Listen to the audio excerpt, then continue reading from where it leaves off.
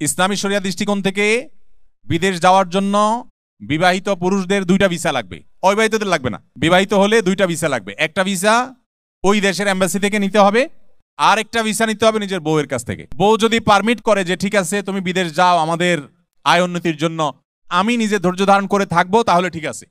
আর যদি বউ এই যে প্রশ্ন যেরকম লিখছেন বলে না চান্দু তুমি যাইতে পারো কিন্তু 6 মাসে আসা লাগবে, তাহলে কিন্তু 6 মাস পরে আপনার যাওয়া লাগবে। আপনি যদি যাইতে না পারেন তাহলে আপনার জন্য বিদেশ করা জায়েজ হবে না। খুব ভালো করে বুঝেন। অনেক প্রবাসী আছেন যারা বিদেশে আসেন, বিদেশে আসার পর অনেক সময় দেখা যায় 2 বছর 4 বছর টাকার লোভ তো এমন এক লোভ, আমি বেশিরভাগ প্রবাসীকে দেখছি আসার পর কান্নাকাটি শুরু করে। মা বাপ রেখে আসছে, দেশে মায়া লাগে, প্রথম কিছুদিন কান্নাকাটি করে, এরপরে যা আইসেই যখন গেছি এত টাকা খরচ করে 20,000 টাকা উঠায়া এরপর চলে যাবো, আমি এই দেশে আর থাকবো না। কিছুদিন থাকে টাকে, এরপরে কিছুদিন থাকে টেকা যখন টাকার গন্ধটন্ধ ভালোই লাগে দেশে যায়। দেশে যায়া দেখে যে ঠিক আছে ওয়ার্ক পারমিটটা শেষ হয়ে যাক, এরপরে আর আসবো না, একবার যাই ঘুরে চলে আসে। প্রথমবার 20,000 টাকা উঠায়, এরপরে যায় বলে যে একটা জমি কিনি, এরপর একটু ঘরটা করি, এরপর বলে যে একটু বাজার একটু দোকান করি, এরপরে বলে যে বড় তো গয়নাগাটি দিতে পারলাম না, তার জন্য কিছু কেনাকাটা করি। এভাবে করতে করতে দেখা যায় 10 বছর 20 বছর বিদেশ জীবন শেষ হয় না। বিদেশিরা অনেকে দেশে যায় শুধু মরাটা বাকি রেখে সব শেষ করে দেশে যায়, শুধু দেশে যায় চুট করে মরে আর শেষ খবরের নিচে। অনেক প্রবাসী আছে হতভাগা, আমি দেখেছি যে সন্তান বড় হয়ে গেছে বাপের আদর পায় নাই। আপনারা প্রবাসে থাকেন, ফ্যামিলি নিয়ে থাকতে পারলে থাকেন, আর না হলে অবিবাহিত অবস্থায় যত পারেন থাকেন। বিবাহ করে ফেলেছেন হয় নিয়মিত আসা যাওয়া করবেন, ঘন ঘন টাকা দিকে তাকাবেন না, আর না হয় আপনি অবশ্যই একটা লিমিটেড সময় থেকে টাকা পয়সা উপার্জন করে আপনি আপনার দেশে ফিরে যাওয়ার চেষ্টা করবেন। অনেক মানুষ আছে টাকার লোভ এমন মারাত্মক, বউ বলে না আমাদের আর লাগবে না তুমি চলে আসো, না তার লোভ শেষ হয় না। আবার অনেক বউ আছে উল্টা, বলে তুমি আসার দরকার না, দেশে এসে কি করবা, ওখানেই থাকো। বরং এর সংখ্যাটাই বেশি, তাই না? আমরা বসে বসে ওখানে মুরগির রান খাই, আর তুমি এখানে মরো, দেশেই পড়ে থাকো। আমি বেশিরভাগ প্রবাসী ভাইদের বলি যে আমাদের পরিকল্পনা সঠিক না হওয়ার কারণে আমরা অনেকে ভুল করি বসি। দেখেন বাচ্চা বড় হওয়ার পর 2-6 বছর 8 বছর পর আস্তে আস্তে বাচ্চা কিন্তু বাবা মা থেকে দূরে সরে যায়। যখন যত বড় হয় তখন তারা বন্ধু বান্ধবের সাথে থাকতে রিল্যাক্স ফিল করে, বাবা মার সাথে আর তারা কোনো কিছু শেয়ারও করতে চায় না। আপনি খেয়াল করেন পিচ্ছি পোলাপান যখন স্কুলে দেন মাদ্রাসায় দেন, বাসায় আইসাই প্রথম দেখবেন বক বক করে গল্প করবে, ব্যাগ থোয়ার আগে থেকে দরজা থেকে গল্প শুরু করবে, আজকে এই ক্লাসে অমুকে এটা বলছে, অমুক স্যার এটা বলছে, রাস্তা এটা দেখছে, সারাক্ষণ বাবা মার সাথে গল্প, ঠিক না? একই বাচ্চার যখন বয়স 7-8 বছর হয়ে যায়, 9-10 বছর হয়ে যায়, আস্তে আস্তে দেখবেন কথাবার্তা কমাই দিছে। এখন তার সব শেয়ার করে বন্ধুদের সাথে। এখন স্কুলে গিয়া মাদ্রাসায় গিয়া বলে আজকে মা এটা বলছে, বাপে ওইটা খাইছে, ভাই ওইটা করছে, বাইরে কি দেখছে, এখন সব শেয়ার করে কার সাথে? বন্ধু বান্ধবের সাথে। এরপরে বয়স যখন আস্তে আস্তে বাড়তে থাকে, মা বাপ যদি উল্টা জিজ্ঞাসা করে আসে স্কুলে কি হয়েছে, কি বলছে, ছেলে বরং উল্টা আরো রাগ হয়ে যায়, এত কথা বলো কেন তুমি, ঢুকতে না ঢুকতে শুধু প্রশ্ন করা শুরু করে দাও। তখন সে একটু ভারী হয়ে যায়, চুপচাপ হয়ে যায়। প্রবাসী ভাইদেরকে বলতেছি, পোলার বয়স মেয়ের বয়স যখন 10 বছর 12 বছর 13 বছর হয়ে যায়, অনেক প্রবাসী আছে ছেলে মেয়েরে টাকা পয়সা দিয়া চকলেট মোবাইল দিয়াও বাপ ডাকাইতে পারে না। আছে না নেই? বাপ ডাকবে কি দুঃখে, আপনার দেখেই না, আপনার মায়াই পায় নাই। এই জন্য এরকম অপরিকল্পিত প্রবাস জীবন আল্লাহর ওয়াস্তে কাটাবেন না, নিজের সবকিছু শেষ করে দিবেন। সবচেয়ে বড় ক্ষতি হয় কি, আপনার স্ত্রী এবং সন্তান নষ্ট হয়ে যায়।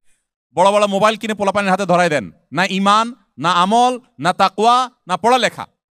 আমি সবার কথা বলছি না, অনেক প্রবাসী ভাইরা আছেন যাদের সন্তানরা মানুষ হয় কম। এই জন্য পরিকল্পিত জীবন যাপন করতে হবে। স্ত্রী যদি বায়না ধরে যে তুমি সময় মতো না আসলে আমার একা একা থাকতে অসুবিধা হয়, কষ্ট হয়, আমার চরিত্র হেফাজত করা সম্ভব না, তাহলে আপনার জন্য যাওয়া ফরজ। আর যদি সে পর্যায়ে না হয়, আর্গুমেন্টের ব্যাপারে হয়, তাহলে স্ত্রীকে আপনি সবর করাইতে পারলে থাকতে পারেন, কিন্তু তারপরেও শরীয়ত দীর্ঘদিন আপনি এখানে পড়ে থাকবেন, স্ত্রী আর যায় পড়ে থাকবে, এটাকে খুব ভালো চোখে দেখে না। এ বিষয়ে আমাদের খুব দায়িত্বশীল হতে হবে। আমি যখন সৌদি আরবে যাওয়ার অফার পাই, সৌদি আরবে যাওয়ার প্রস্তাব যখন পাই, সৌদি আমার সে অফিস ইসলামিক সেন্টার থেকে যখন আমাকে ফোন দিয়েছিল, আমাকে বলছে যে তোমার কোনো শর্ত টর্ত আছে কিনা। তারা খুব স্যালারি ট্যালারি শোনাচ্ছে, হ্যান্ডসাম স্যালারি, এত সে তো। আমি বললাম দেখো এসব কিছু আমার জানার দরকার নেই, স্যালারি কত দিবা, ডাইল ভাত খাওয়ার ব্যবস্থা থাকবে, এটুকু তো আমি জানি। আমার শর্ত হলো আমি ফ্যামিলি ছাড়া থাকতে পারবো না। তো আমার কি কপাল, তারা বলছে ওকে ঠিক আছে তোমার ফ্যামিলি আনার ব্যবস্থা আমরা করবো। আমি গেলাম আর বাংলাদেশে ভিসা বন্ধ হয়ে গেল। 2008 সাল না 9 সালে কথা, একবার সব ভিসা বন্ধ। বাংলাদেশি নাম শুনলেই আর কোনো ভিসা আর কোনো সুযোগে নেই। তো আমি কয়েক মাস থাকার পর দেখলাম ফ্যামিলি ভিসা কোনোভাবে পাই না। পরে এবার আমার অফিসের যিনি আমাকে তখন ফোন দিয়েছিলেন, কর্মকর্তা বস শেখ রাশেদ সুবাই, ওনাকে আমি বললাম যে দেখো আমি তো এইভাবে থাকবো না, তুমি 1 লক্ষ রিয়াল বেতন দিতে পারো, আমি তো থাকবো না ফ্যামিলি ছাড়া। তো আমাকে আমার আরেক মুদির বুঝাচ্ছে, বলে যে তোমাদের বাংলাদেশি মিলিয়ন মিলিয়ন বাংলাদেশি আছে, আমাদের এখানে বহু দেশে আছে, তারা থাকতেছে না, তোমার সমস্যা কোথায়? তো আমি বললাম দেখো তুমি তাদেরকে দেখাইতেছো আমার নবী সাল্লাল্লাহু আলাইহি সাল্লাম জেহাদের ময়দানে পর্যন্ত, যুদ্ধের ময়দানে পর্যন্ত স্ত্রী ছাড়া একা একা যান নাই। শুধুমাত্র এতেকাফের 10 দিন তিনি স্ত্রী থেকে দূরে থাকতেন, তারপরেও স্ত্রী মাথা বাইর করে দিতেন, মাথাটা ধুয়ে দিতেন মসজিদের বাইরে। এত বেশি সংসারী ছিলেন, এত বেশি স্ত্রীকে ভালোবাসতেন এবং স্ত্রীকে সাথে রাখতেন। আমি স্ত্রী সন্তান ছাড়া আমি একদিনও থাকবো না। 11 মাস থাকার পর দেশে ছুটিতে গেলাম, আমি বলে গেলাম যে তোমাদেরকে সালামু আলাইকুম, আমি আর আসতেছি না, আমি চলে গেছি।